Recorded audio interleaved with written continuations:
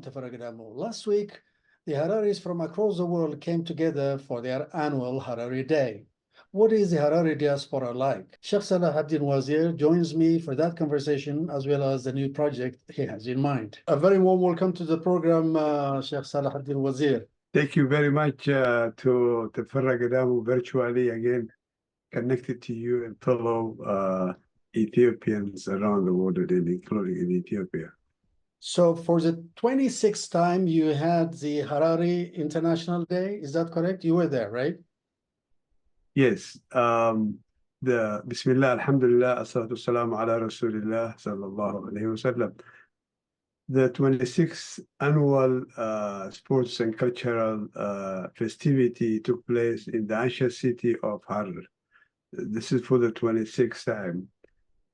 When I was advisor and the diaspora representative to the previous Harari regional government, I proposed then to President Murad every 5 years to take it to Ethiopia, to Harari, and they agreed. Now it became every 5 years, that's a rotation. Every 5 years we'll be going to Ethiopia, Harari, and then the rest is in North America. This is our 26th annual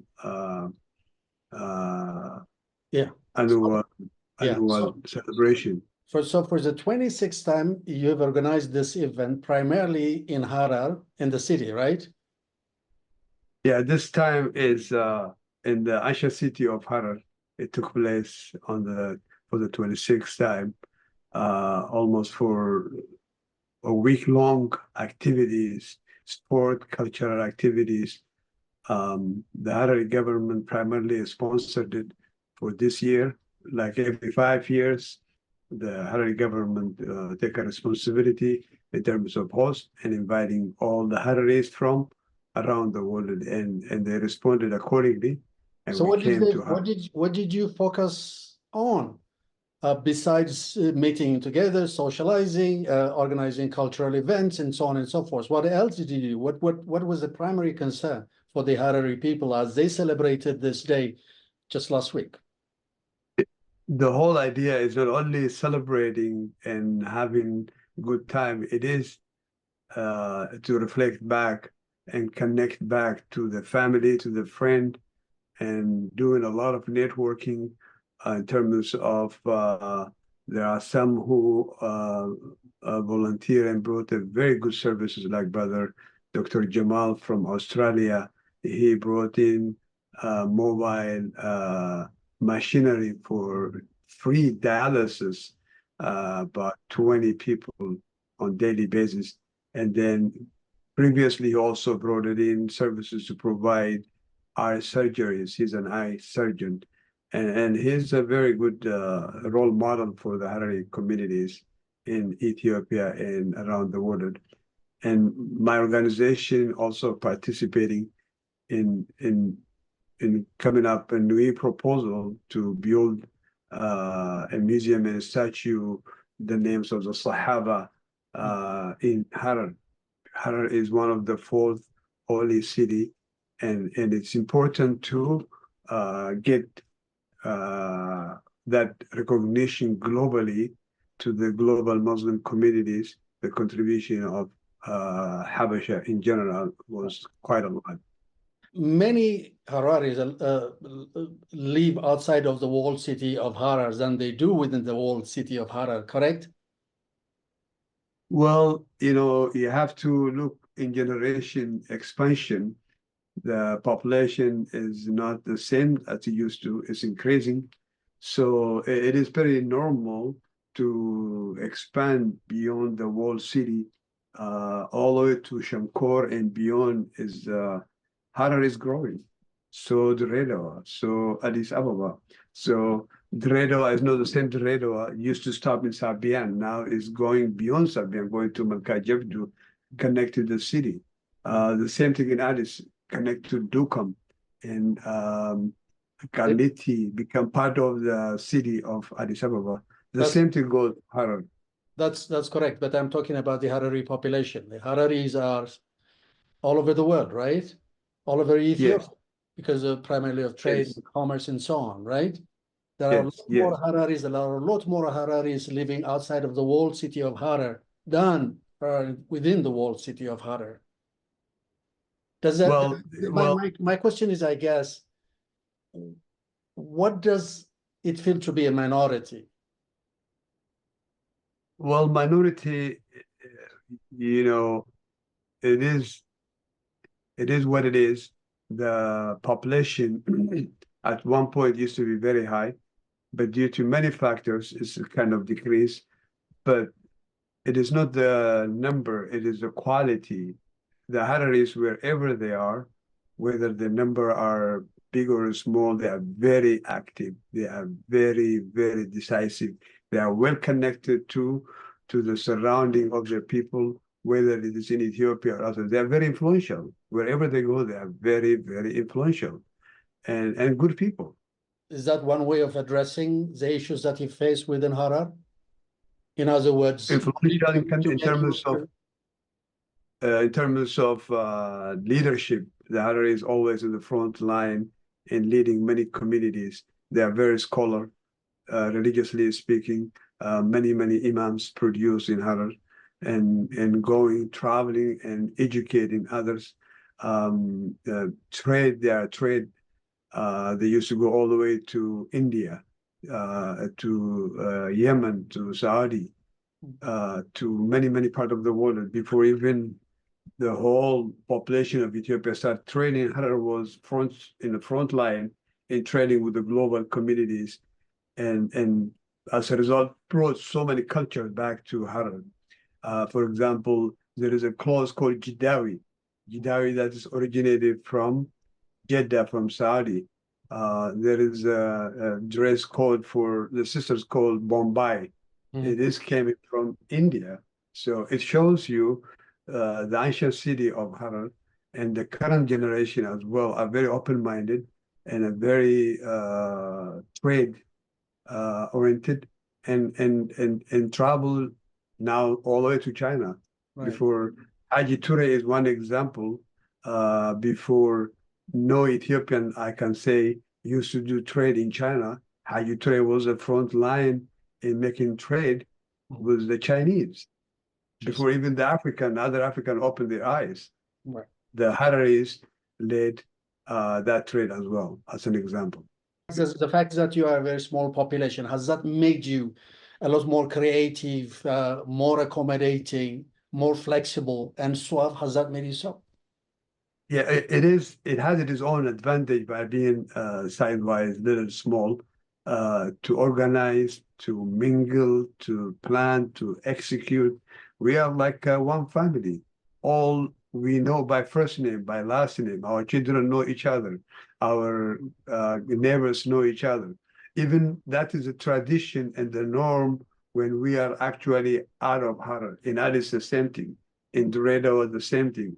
In Toronto, the same thing. In Melbourne, in Atlanta, in LA, wherever we go, we are well cohesively united together, undivided. So Very. Is it? Are you saying this is an asset than a liability? Yes, it's an asset. It is an asset. Because of that asset, we immediately mobilize many things that we need to do to help our motherland whenever the call is made, whether it is a water shortage or sanitation problem or poverty or anything. We have NGOs that are working, helping the elderly people who are doesn't have family support. They don't have children to support them. We have some NGOs specialized in doing that services for them. And we have NGOs that also help during the annual Eid, Ramadan, helping them with their need. So we're pretty much engaged with our activity with our people. While we are there, how do you explain, how do you define the Harari in the diaspora? The Harari diaspora. The Harari diaspora is also in front line in leading the community, whether it is in Atlanta, in Toronto. We have our own community center We have our gathering on weekly, monthly based activities. We mingle together, we pray together, we work together in any issues that our community face. Our diaspora community, as well as our long distance community back home, we are all connected in the network, and it's very beautiful tradition we have. Are you in business? I mean, the Harari diaspora, are they in business? Are they in, what are they involved in? What are they mainly? All kind of way of life. Some have successful business. Some also work for government. Some work for corporate America. Some work for higher education. They are spread in their specialty. So their children. Now, the second generation Harari children are more professional and working in workforce. Are they There are less some. Harari? Are they less Hararis than you guys? Say it again? Are they less Harari than you guys? No, actually, they are more devoted Hararis because, we raise them well to love their country. We take them back and forth to Harar frequently on a yearly basis. So they are acquainted. They more mingle and talk more about issues of Harar than, say, for diaspora, because they have that nationalistic feeling about their country. What can I do for Harar? What can I do for the Harari people? What can I do for Ethiopia? Is that the mindset that we have? We are very good kids. Okay. Where is the largest Harari population based? Are they in Europe, North America, or the Middle East, or they are evenly distributed? Yeah, they're distributed. We have a very huge number in Canada, in Toronto, post Harar. And then we have a huge number of Hararis in Melbourne, in Australia. And we have also in US, after Toronto, I think currently is Atlanta is the largest population of the Hararis live in Atlanta. Then you have Dallas, huge number in Dallas. And then in DC, we have a huge number Harari communities in DC. And then we have in Memphis, Tennessee. And then we have in LA, a lot of Hararis live still in LA. So we are spread throughout North America, and then in the Middle East, in Jeddah, in some in Yemen. So they are spread all over the places. Tell me about your new project that you have designed, building a new museum and occupying those public spaces in Harar primarily. In a nutshell, what is it? Well, this is a very, very uncultivated, a noble project that every Ethiopian, Muslim and non-Muslim, really need to be very proud of. As known in the history, 2 times, the companion of the Prophet migrated to Abyssinia, Habasha then, hosted a great number of companions of the Prophet. This is something that are very, very important for the Muslim world. Great companion of the Prophet migrated to Ethiopia. The 10 Sahaba that named by the Prophet, they are the people of heaven. Zubair bin Awam, Abdurrahman ibn Auf, Sayyidina Uthman ibn Affan. All this great companion migrated to Ethiopia. The daughter of the Prophet migrated to Ethiopia, Habasha, was her husband, Sayyidina Uthman ibn Affan. So the idea is to written their name in a statue format close to the walled city. Some officials show me the site where would be best fit. I looked at it and I like that idea very well. It's going to be very beautiful design. The name of the companion, all the companion of the Prophet that migrated to Habasha, their name will be publicly displayed, written in a very beautiful artwork. And then we'll be also building a museum citing the contribution of Habasha for the Muslim world. What did Habasha produce? Habasha produced a great connection to the Islamic faith. So there are so many specific, unique rules took place vis-a-vis Habasha. For example, absentee prayer, when somebody passed away to pray, absentee prayer started with Habasha. King of Habasha, when he passed away, the Prophet made that prayer specific to Habasha. The Mahr, the dowry figure up to 400 dirham, that figure is picked because of Habasha. The king of Habasha at the time, he gave that donation to the Prophet for his nikah.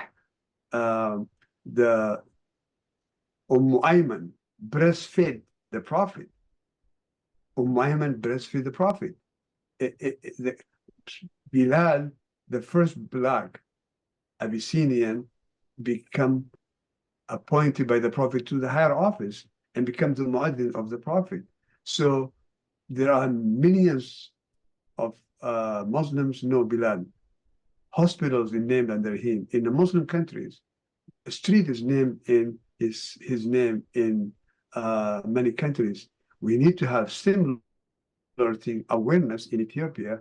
We need to have Bilal Street in Addis Ababa, in Harari, in many places, because he is a role model, an iconic contributor, a positive image builder for Ethiopia, Habasha. And even the politicians, Ethiopian politicians, it's something that they need to be proud of, and they can show, look, before any Muslim country hosted, we hosted the immediate family of the Prophet. This is their names. We're going to produce their name in pamphlet.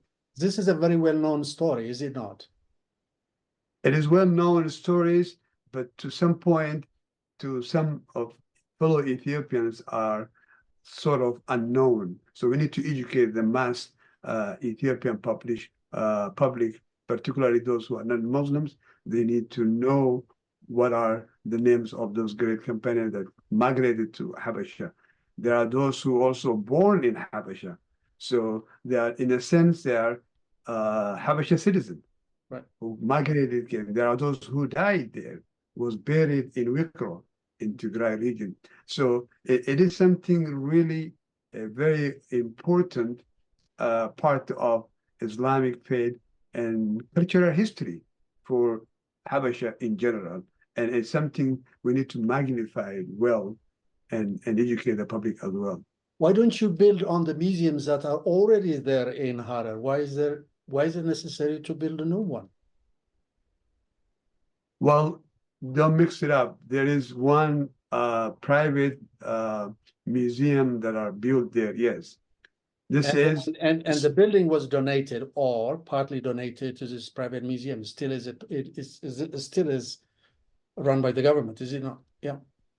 Yeah. So that is something is we really support and appreciate it. And this is also something is wider range that cover many aspects of the companion life. What is their contribution? When did they came to Habasha? What did they do? What kind of life did they live? What kind of reception did they receive? How did they adapt to their new city? How did the Habasha people, beside the government, receive them? How did they welcome them? When they left Habasha, what was their feeling? What was the connection between Habasha and the Muslim world? It is so much vast. Books are written, but this is in Arabic, so we need to translate it in Amharic. We need to translate it in English, so then the mass population of the world will know the contribution of Habasha vis-a-vis the Muslims. How soon are you going to build this too? Well, the detailed plan is being developed. There are partners being sought through my NGO, AIC. Some Turkish NGOs are interested. So we're going to merge together as a partner. And then we sort of identify the site. The government hopefully will speed up in processing, given on the location and the land. So then the financial resource development is being worked out. And once we put all those together, so we'll invite you and many other medias as a breakdown through, open it up and start to the construction. If everything went well, we should be up and running less than a year, inshallah. Sheikh Salahadin Wazir, thank you very much for your time. It was a pleasure having you on my show. Appreciate you as always, and thank you.